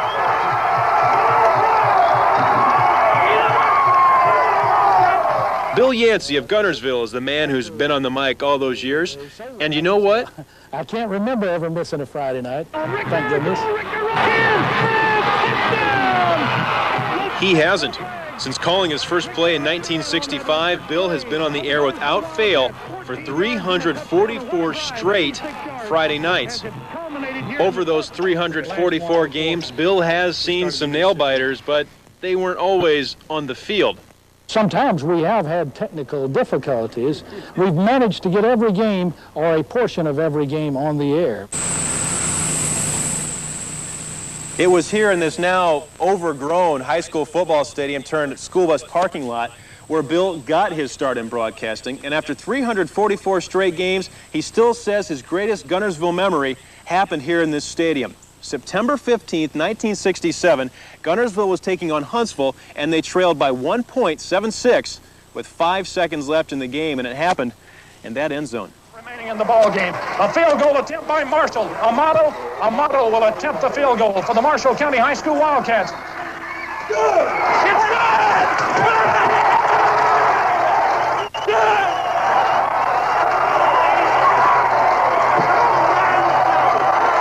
That was Bill's third season, and now, 31 years and another stadium later, he's still the Wildcats' #1 fan and radio man.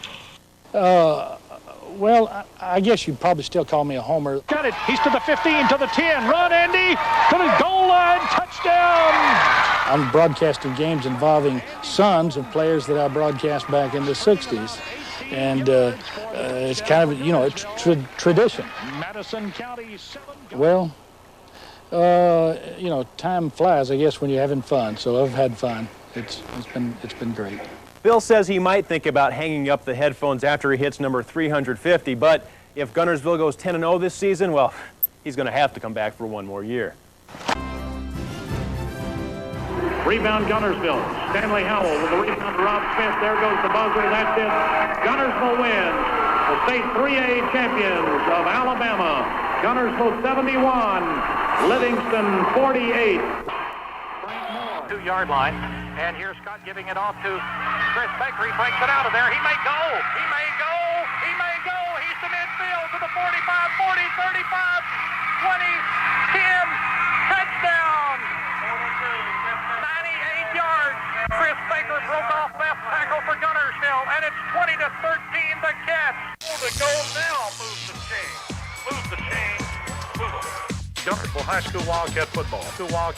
This is Guntersville High School Wildcat Football. And we have Willett back there to receive the punt. Here's the kick away toward Willett, and Willett is going to take it in at the 29, up to the 35, to the 40. Run, Willett, 1, 50, 45, 40, 35, 30, 25, 20.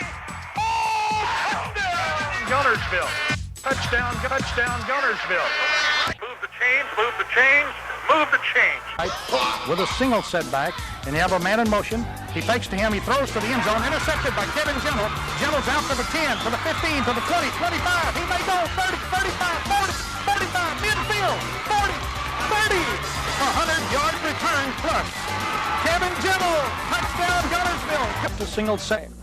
Gunnersville and Scottsboro about to do battle here at Chorba-Lee Stadium as the 1994 campaign gets underway for Gunnersville Cable Channel number 5 and ARAB Channel number 3. We're glad to be bringing it your way in 1994. Bill, let me take this opportunity Come on in here. to you a plaque from WTWX and WGSV on your 300th broadcast in a row. We're proud of the voice of Wildcat football. Thank you, Bill. This award was for the 300th broadcast, Mr. Bill Yancey. I guess it's probably the biggest record in high school football broadcasting that can possibly be, and it's presented to the greatest high school football announcer in the state, and there's no doubt about it. Thanks a lot, Coach. And I noticed they didn't leave out MCHS for you old-timers and GHS on the other side there. And, Coach, this represents about 15 to 1,700 young men that have played during that past 29 years for Gunnersville. A lot of young men and a lot of coaches. That made it exciting for us. That's right. And thank you, Coach. Well, thank you, Mr. Yancey. We'll see y'all next week with the Coach Phil Lazenby Show. As I read another resolution passed by our school board. Whereas in each community, there are individuals who give of their time and talents to inform and entertain the citizens, and whereas in sharing his time, talent, and enthusiasm for the athletic programs of Marshall County High School and Gunnersville High School, Mr. Bill Yancey has touched and enriched the lives of all who have heard him on WGSV and WTWX.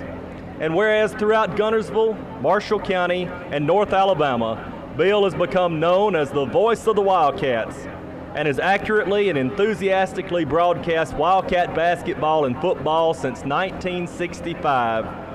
And whereas tonight Bill is broadcasting his 400th consecutive Wildcat football game for Wildcat fans with great sacrifice to himself and his family. Now therefore be it resolved by the superintendent and the Gunnersville City Board of Education that in honor of the loyalty, commitment, and dedication to Wildcat football and their fans, that the press box at Chorba-Lee Stadium is hereafter to be known as the Bill Yancey Press Box. 400 games without a miss. That's unbelievable. Yeah, the good Lord's been good to me, I guess, and so has Gunnersville. Well, you've certainly been good for Gunnersville. You're known as the voice of the Wildcats, and we hope you'll be here many more years. Well, Yancey, I put my Auburn math to work last night and tried to figure all this out, and the way I've got it figured, you were about 5.5 when you started broadcasting. 27 years old. Now, you guys can do the arithmetic. That's 27. Bill, we certainly appreciate all you've given for Gunnersville High School. Appreciate you, Doc. The intro theme music and same announcer voice has started the games for almost 40 years. The voice is that of Morris Lacey Jr., followed by a special introduction for the 2004 Gunnersville-Albertville game. The introduction featured Bill's son, Jeff, a Wildcat that played in the 1983 Alabama All-Star football game. The Gunnersville Broadcasting Sports Department presents the excitement and thrills of live sporting events. Hi, former Wildcat from back in 1982, here to remind you to get out and support the Wildcats. I know my family always has. As a matter of fact, my father will be there tonight for his 400th straight regular season game. That's right, he hasn't missed a game in 40 years. I'm not sure if even Joe Smallwood can claim that, although I know Joe hadn't missed many. There will be one thing missing tonight as we close out the regular season. This will be the first Gunnersville-Albertville game that Bill Harris won't be in attendance. But I'm sure old Bill will be listening in up there. I know he would hate to miss one. So tonight, if you cannot be there, tune in and listen to the old Albertville grad call the Wildcats as he has for 40 years. Congratulations, Dad. Go Wildcats.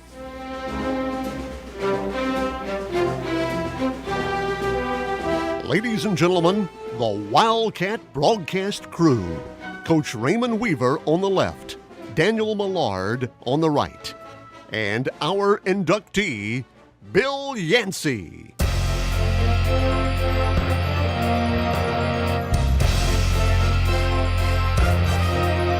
I want to thank God for this opportunity to stand here tonight before you. I want to thank God for my spouse, for some good kids, and Patty, Carol, Jeff, and Maury. and grandchildren, Anna, Elena, and Rebecca. And I want to thank you, Marshall County Sports Hall of Fame Board. My parents taught me hard work and honesty. I've been blessed with a healthy life. I've had very few problems, even like headaches. But once I would get to a game, even those headaches would go away with the excitement of the game. I want to say thanks to 7 superintendents, 10 principals, and 10 head football coaches for putting up with me for the past 40 years at MCHS, GHS. And I've got some buddies and other buddies not mentioned in our video that I'd like to recognize that helped me over those years. Sidekicks. First one was Lumpy Johnson, the late Lumpy Johnson. Then there was Neil Johnson. Neil was a teacher at Carlisle Park, ARAB graduate. Neil helped me for several years. Seems like he's been retired forever. He's a noted sportsman down there at Parches Cove, but he hunts and fishes all over the world. There was James Durant Dudley, the Church of Christ minister, and together we probably saw the greatest basketball in Marshall County history. Our other sidekicks were Jerry Hasty, Mike Salvage Jones, Danny Vandiver, and Jim Dobbs came with me up here to Albertville to do a game back in the 70s. Never forget that Friday night. It's cold and real dark night, and it started snowing in the first quarter. Temperature kept falling. The field was covered by halftime, 2 or 3 inches. It kept on snowing. The wind kept blowing 30 miles an hour. A snow blizzard hit us that night.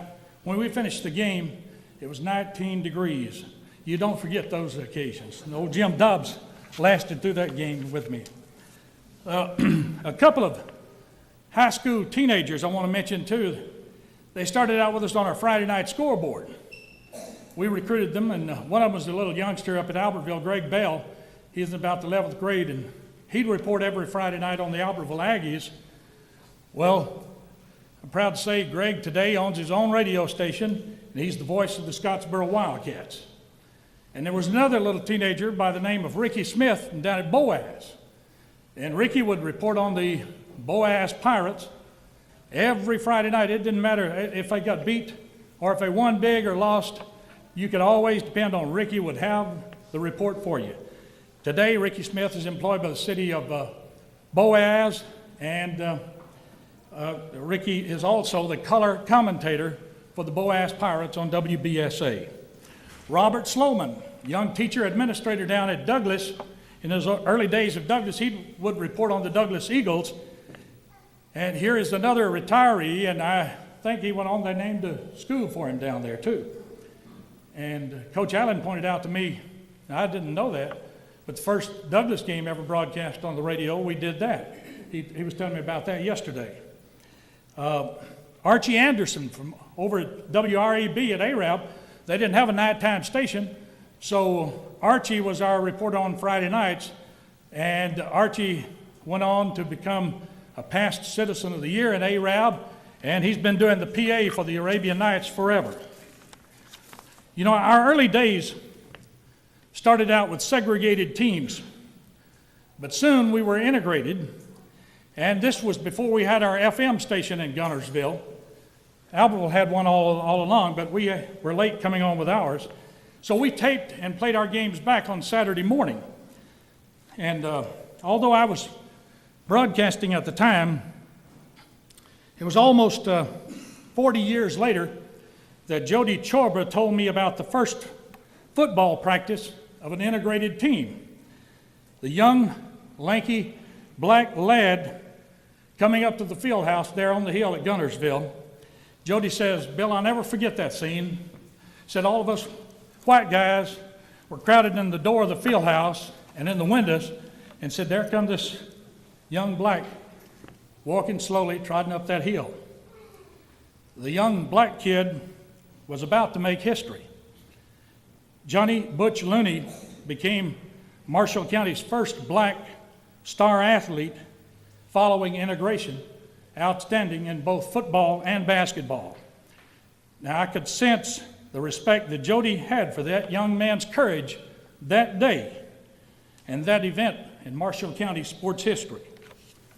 In those early days, the early years, there was a trip down to Walter Welborn in Anniston for a Friday night game. That week, Anniston had been in the news because of the demonstrations and the civil rights demonstrations and the Ku Klux Klan activity.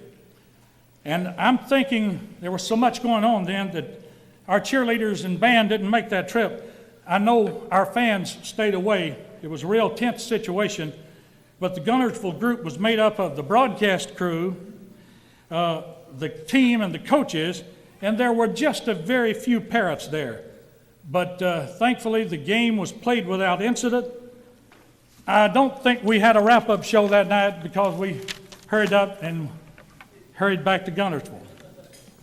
What about Coach Jackie Throwers coaching the Gunnersville Wildcats to their first ever state basketball tournament with a packed Coliseum down at Alabama, 15,000 or whatever it held. You had Gunnersville, Colbert County playing the first game, Parker and Hayes in the second game, like a 5A and a 6A championship game. Gunnersville lost in the championship game to Leon Douglas and Colbert County. And then the great teams at Gunnersville under Coach Larry Windsor. Folks, don't ever forget people like Jack Wells, an Aggie player, and all the work he did with the Fellowship of Christian Athletes. And thanks to T.J. Carnes for the book Out of the Sand. Thanks for the writings of Larry Smith and the late Catherine Duncan, helping preserve Marshall County's sports history. And I'm thankful for the opportunity to become friends with Travis Hunt and J.B. Davis.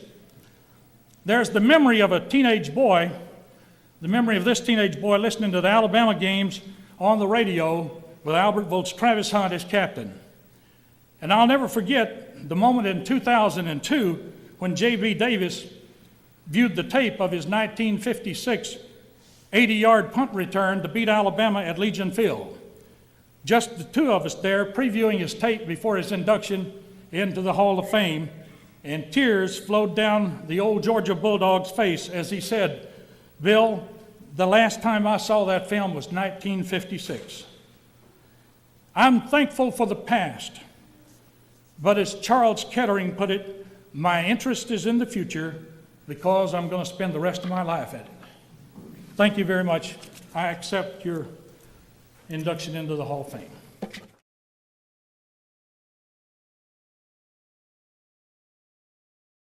The physicians and staff at Lakeside Clinic in Gunnersville are proud supporters of our local schools and athletic teams. Lakeside Clinic in Gunnersville, proudly physician-owned and operated.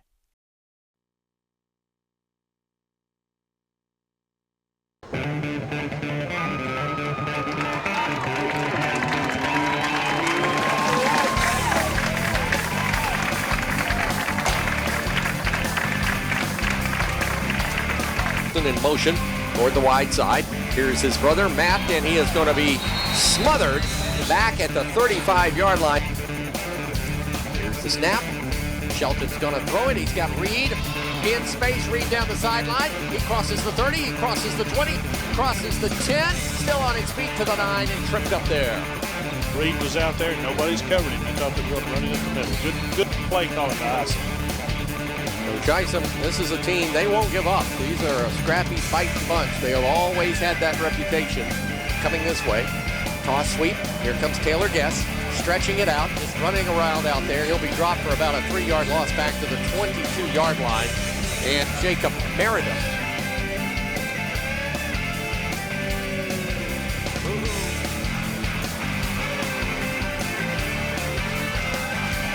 Gunnersville on a 3rd and 3.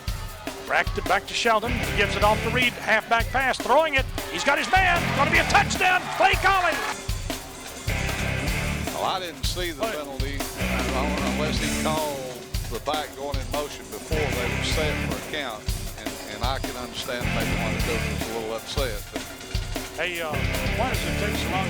Wingman on the right side. Here's the gift to Jim Reed. Jim Reed's got it to the 40, to the 45, to the 50, 45, 40, 35, 30. Oh, man. 15, 10, 5, touchdown. No penalties. Look back downfield. Shotgun. Here it is. Gift to Wiggs. Wiggs finds the daylight. 30, 35, 40, 45, 50, 45, 40. He's going to go 30, 20, 10, 5, touchdown. Wow. Just cut back into the middle after he went off right guard there. Plenty of daylight. Then he outran the defender. Boy, he turned it on there. Jitterbugged it. What did I say? 76 is what you said. I'm pretty close. Here's the snap to him. He rolls to the right. Looking. Time. Here comes the rush. He's got him wrapped up. He goes into the turf. Big sack for Caleb. Caleb Haynes is having quite a night. Here's the quarterback, Brandon Shelton, rolling to the right for the Gunnersville Wildcats. Looking and throwing it long. He's down there. Edwards at the 23 to the 10. Touchdown. 4th down and 2 yards to go for the Ardmore Tigers, and he's going to be caught shy of a first down. Andy Webb again there. Dr. Stabler, that's right. We certainly do appreciate it. Here's the double handoff, the halfback pass. It's coming. He's throwing it. It's long. It's intercepted at the 41-yard line, and it's intercepted with Swords at the 41. Wing right, left wide out. Here's a hit at the line of scrimmage by Jacob Meredith, the center, and he gives it off, faked it, kept it. He's got some daylight. He makes a pitch. Here's Jim Reed to the 25, to the 20, down the sideline. He's going to go. Jim Reed scores. Well, I'll have to agree with Coach Yancey. That's a pretty good football team.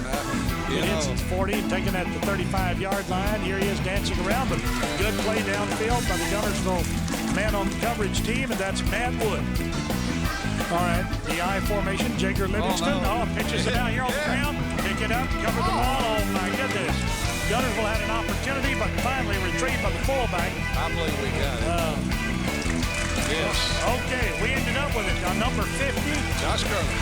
Left to right for the Wildcats. Looking, going to throw for the end zone. It is in there. Caught, touchdown. Touchdown. Triples over on the right side.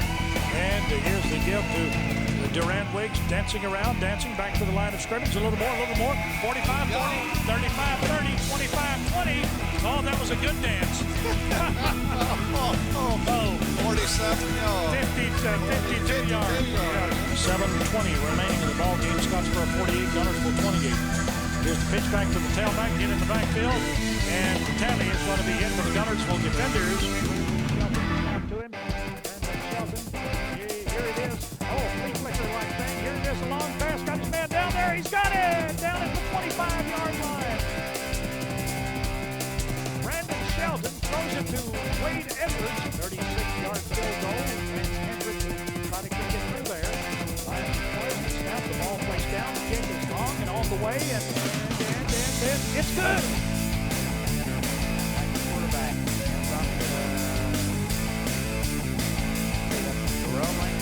Second time to go to the 25-yard line. And back. Hand off to our quarterback. Matt Bernard brought down for a long yard in the play by number 8, Caleb Haynes. Rolls back to pass. Oh, here comes the rush. The ball is loose. It's in the end zone. It's recovered by a Gunnersville Wildcat. Touchdown, Gunnersville. With a Reed. Double roll back behind him. He gets it off to his tailback. He runs into the line. Not much there. Interception, Gunnersville. As we go back to the plate, here goes Rogers. He's got the ball all the way down to the 10, to the 5. He's in there for the touchdown.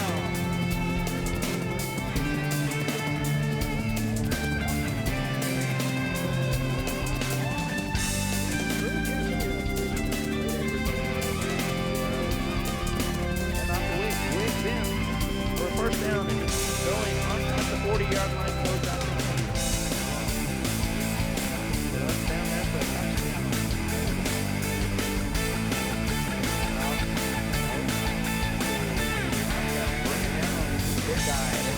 All the way back to the 20-yard line. Reed grabbed the ball from him. Back to the 50-yard line or so. Back to the touchdown. step, drop it back. Catches. Good. Trying to do it himself, but looks like Phillips brings it back to a big loss of yardage.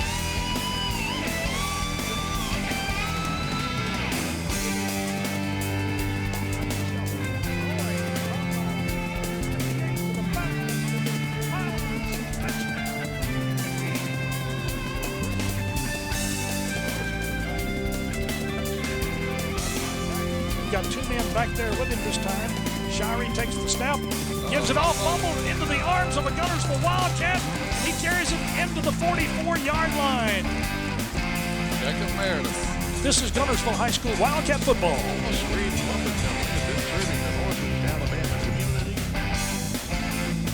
Got two men wide right, and he takes the snap. Back he goes, rush coming after him. He runs out to the right, looks back upfield, intercepted at the 15, back to the 20-yard line. The Guntersville Wildcats on a fourth down play intercept. Takes the snap. He gives it off to Gilliland. He's hit in the backfield by Jake Morris. Double wing motion. Jim Reed with the ball around left end. 40, 35, 30, 25, 20, 15, 10, 5. Touchdown. Jim Reed for the Guntersville Wildcats. Douglas Eagles to the offensive action. Here's the quarterback Shirey back, and the rush comes after him. He's sacked way back downfield. Bobo makes the play, doesn't he? 21-9. Butler wins. Ooh, that's the final. Here's Douglas to the action, and here's the quarterback Shirey going to be sacked. He is sacked by Bobo and his buddies. All right, shotgun, Dustin Shirey. Back he goes, throwing it upfield long. It is intercepted at the 39-yard line. Emmanuel Swords. Emmanuel Swords. After the penalty, back to the offensive action. Duran Wiggs, the ball carrier. He's to the 40, 35, 30, 25, 20 down the sideline. He goes. Touchdown. No flags, no penalties. The ball is up on the 35 now for the Douglas Eagles. And it's Kevin Gilliland carrying the ball. He's brought down. Scott Bowdoin. 29. It is second down now for the Eagles. Dustin Shirey comes up the field. The defenders get out there and make the stop on him. Matt Wood and Andy Webb. Ripples out on the right side now. And the running play by Duran Wiggs goes that way, cuts upfield. Duran breaks a tackle. He's got 10. He's got some more to the 20, to the 15, to the 10. 5 touchdown. Guntersville. Reed in motion to the right. He rolls to the left, looking upfield, throwing to the end zone to Colley. He's got it. Touchdown Guntersville. Boy, great catch. Right out, left and right. It's there for Andy. Go to action. 35. Gonna pass it upfield. It's tipped. Knocked into the air. Interception. Jake Morris may go all the way. Jake Morris is going to run it in from about 27 yards. Guntersville third down. 6 yards needed. Pass play to the goal line. Touchdown. Touchdown Wildcats. Was that Moultrie? Reed goes in motion to the right. Sheldon rolls to the right. Looking. Got people wide open in the end zone. Throw to him. Touchdown Guntersville. Another wide man to the right. Here's the give. On a run up the middle goes Prince. Touchdown Guntersville. Derek Prince. With the quarterback takes the snap this time. He gives it to Tisdale. Right tackle. Oh, down. He's in for a loss, and it's our man, Jacob Meredith, in the shotgun this time. The quarterback leads him with a running back. He's running, and he's hit down by Josh Potter and Thomas Bobo. Yes, sir. Hendricks this year, he is 6 of 11 on field goals. Oh, no, it went through the hands of the holder. Hendricks picks up the ball, throws it over here on the lateral. Back to our man. He's caught. Touchdown. Oh, my goodness. It will be third down and a short time needed by the Guntersville Wildcats here. If we could have planted and cut back, Bill, we had a big convoy of blockers behind.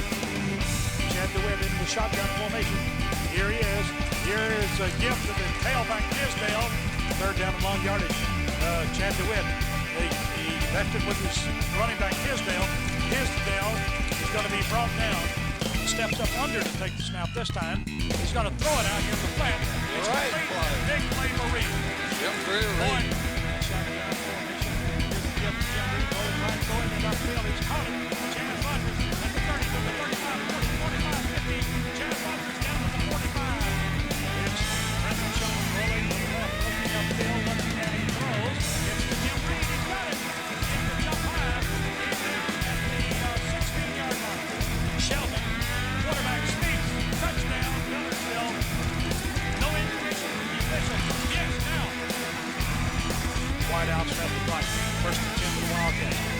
going to throw it long. Down the middle it goes. He's got it at the 30, to the 25, 20, 15, 10, 5. Touchdown! Whoa! Shotgun formation, DeWitt. DeWitt keeps the ball. He's hit behind the line. And DeWitt. The shotgun again. And DeWitt keeps the ball. Hit. Driven back to the 30-yard line. And that's Andy Wells. He's up under. Take the ball. He's rolling out to the left. Here comes the defense. He stumbles away. Gets away. Gets from the horse collared and brought down. Andy Webb. Here's DeWitt. Back to pass. He throws it out in the flat. Completed. Halfback pass. He throws it up. It's going to be intercepted. Gunners will win. Gunners will win.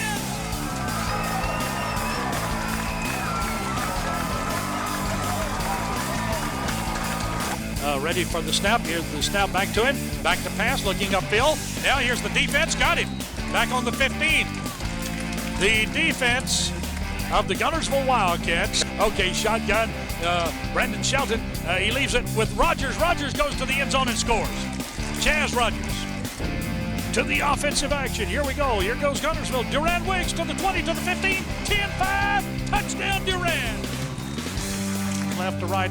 Aggies on a 4th down play. They leave it with Looney. Looney's trying to spin away. He's down at the 8-yard line. Going to be brought down. No gain on the play. Tyler Lane. No, he stepped up under to take the snap this time. Goes straight back in the pocket. Now he rolls out to the right. Pursuit coming after him. They've got him. And down he goes. Tyler Lane in the shotgun. This is last play, barring a penalty or a score. He's scrambling around. Tyler Lane's going to be hit by Tyler Murphy. No, a seat. 64. 64 instead of 84. Jordan Wood. Into the shotgun, gives it off to Jim Reed. Jim breaks a tackle. Jim goes to the 15, to the 10. 5, he's going to go. Touchdown, Jim Reed. Aggies in the shotgun. It's Tyler Lane. Back to pass, straight back. Now he looks upfield, runs, throws, in and out of the hands. Hey, juggle the ball, intercepted. Play coming. Shelton. He dives. Touchdown, Gunnersville. Shelton over left guard behind Trey Lashley, Andy, and Seth Harden. Not going to get any scholarships off being a kicker. Walked on the tracks and fell in.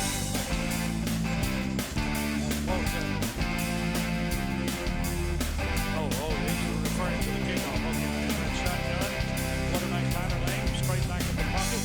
Scrambling around, looking, throwing upfield. It's intercepted at the 45. Here goes Andy Webb on the interception. Shotgun. Brendan Shelton. Shelton leaves it with Durand Wiggs. Around the left end to the 50, to the 45, 40, 35. Gets in up on range. 25, 15, 10, 5. Touchdown. 53 yards. Call senior quarterback, 6'3", 205. Gives it off to Looney. 185-pound running back into the line. Looney's hit at the line and carried back by Scott Bodine and his buddies. 3 out here on the left side now. Tyler goes straight back in the pocket, rolls out to the right, looking downfield, looking and throwing for the end zone. It's going to be high indeed. Chaz Rogers now, quarterback of the Wildcats, freshman. He gives it off to the fullback. He's going to the goal line. Touchdown. There's another one. Very quick. And he goes straight back, rolls out to the line, starts scrambling around, going to be sacked for a loss back on the 27-yard line by Collins. 2 big backs, 2 large fries, 2 large coaches. Your offensive spotlight player, Durand Wiggs. Big guy against the Aggies. Tyler Lane on the run. He's going to be brought down by number 62, Coach.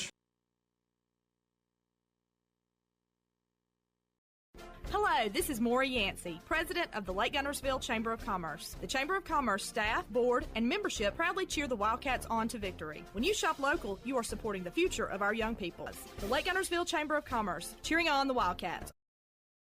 First Baptist Church of Gunnersville is another proud supporter of Gunnersville High School. Best of luck to the Wildcats throughout the seasons. As the Electric Board of Gunnersville, we want you to know that we are your partner in the community. And we hope our commitment, character, and integrity shine through every time you meet us as we empower our community to be the best it can be.